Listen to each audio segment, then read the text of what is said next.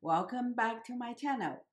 Today, I'll present another short poem by Li Bai in the title of 夏日山中, a summer day in the mountain.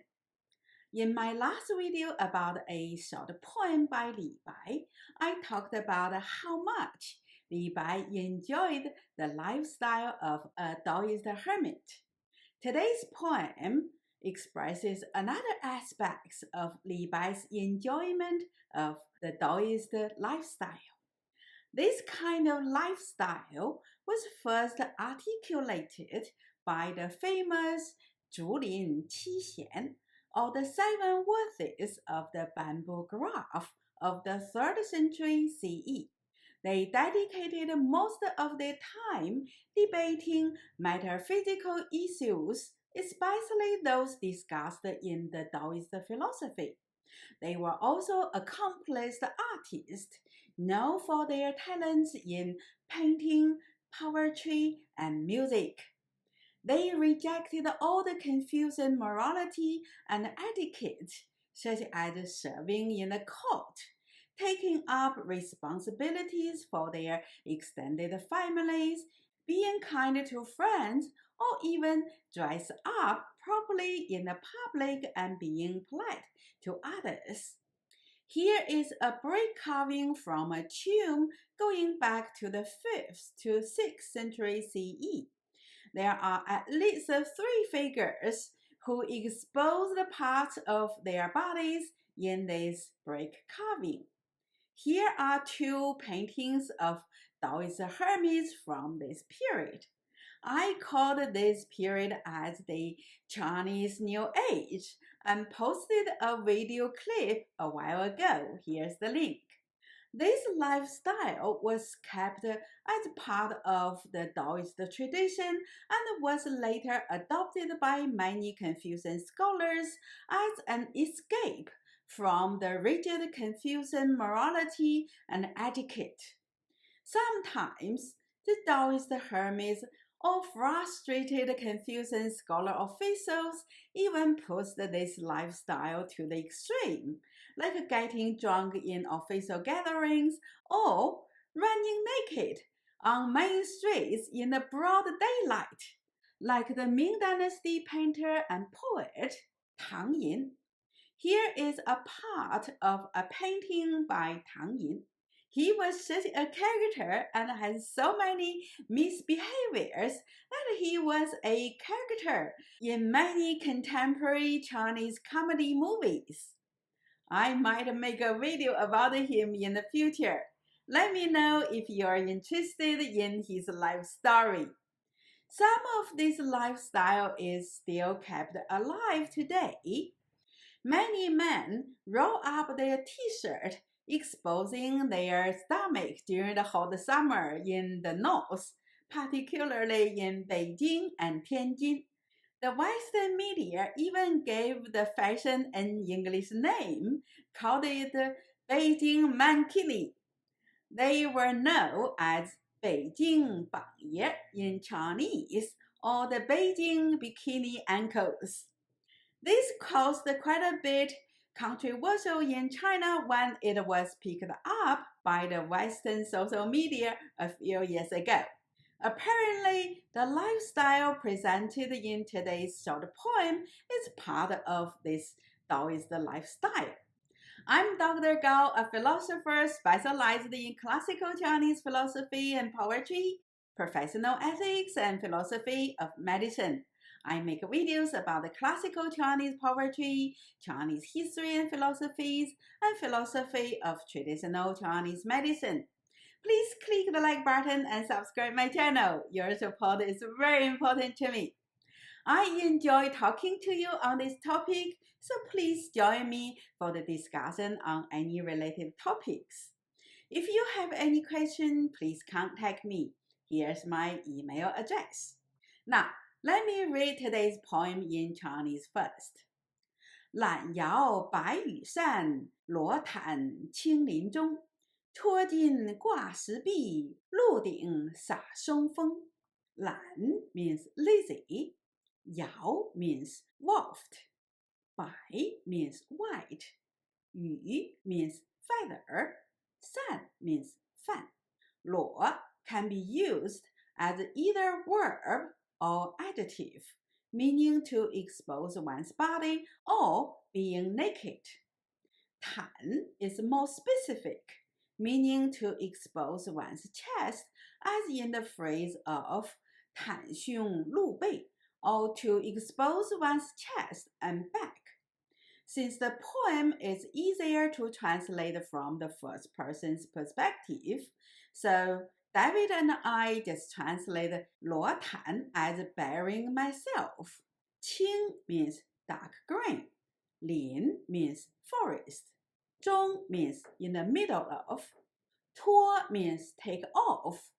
巾 refers to hide scarf. 挂 means drape. 石 means rock. 壁 refers to cliff.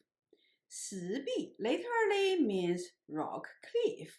Since most cliff consist of rocks, so we just translate 石壁 as cliff to avoid repetition. 露 means expose. 顶 refers to the top of head. 鹿顶 means to expose the top of one's head. Now, I would like to talk a bit about the higher style and its cultural significance in China before I continue to translate this poem. During the formative age of Chinese civilization, that is, the Zhou dynasty from the 11th century to the 3rd century BCE, man's higher style had played a very important role in defining what it was being Chinese. This is the so-called 华夷之变, or the distinction between the civilized Chinese and the uncivilized barbarians. I know this is a racist claim that the Chinese being superior to people of its neighboring countries. Unlike the European racism, which is based on the skin color of different ethnic groups, the Chinese racism, or shall we call it the Chinese culture imperialism, had been based on the culture and traditions. Those who follow the Confucian tradition established since the 11th century BCE along the Yellow River region was regarded as the civilized and the superior. Those who did not follow this tradition was regarded as the uncivilized and barbaric. More relevant to today's topic are the demarcating features, distinguishing the civilized from the uncivilized. That is, the higher style and the clothes fashion. According to classic texts such as Yi Li, or the Book of Etiquette from the Zhou dynasty, young men tie up their hair with a cap in their coming-of-age ceremony as shown in this painting. For an adult, this was the higher style they had most of the time during Imperial China, except during the last dynasty, that is, the Qing dynasty. And they would have their robes folded to the right like this. So, lighting the higher loose and fold the collar to the left, according to Confucius, was the culture of the barbarians, not the civilized Chinese. The civilized people would have their hair tied up in a cap and fold their collar to the right. In Book 14 of the Analects, Confucius was commenting about the 7th century BCE statesman Guanzhong as a man of high moral integrity, claiming that 为管仲，吾妻披发左衽矣. If there were no Guanzhong, we would likely be wearing our hair loose and folding our robes to the left, meaning that Guanzhong was the one brought civilization to the barbarians in the east. So, For a scholar of Tang Dynasty, letting loose one's hair and exposing one's chest were definitely misbehaviors according to the Confucian morality and etiquette.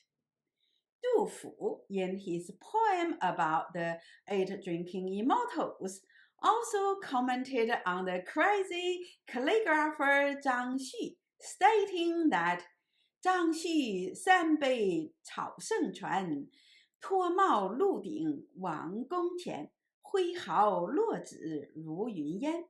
张旭, of the 3 cups, produces legendary calligraphy, exposes his bare melon in front of princes and dukes, and wielded a brass as if writing with clouds and mist. So here, Li Bai was expressing his rejection of Confucian morality and etiquette and adopting the values of Taoist hermits. Now, let's go back to today's poem. Sha literally means to sprinkle water, but here it is related to breeze from the pine forest. So David and I translate it as wash over. Shong means pine. Feng refers to breeze. So this poem can be translated as I lazily waved my white feather fan, burying myself in the dark forest. I take my headscarf off and draped it on a cliff. The pine breeze washes over my bare head. This is a short poem with only 4 lines, yet it is loaded with culture symbols. The white feather fan is a typical Taoist accessory often held by an immortal or a Taoist practitioner with magical power, such as Zhuge Liang of the Three Kingdom period. Letting loose one's hair, baring one's head and chest are also typical behaviors of Taoist hermits, expressing their rejection of Confucian morality and etiquette.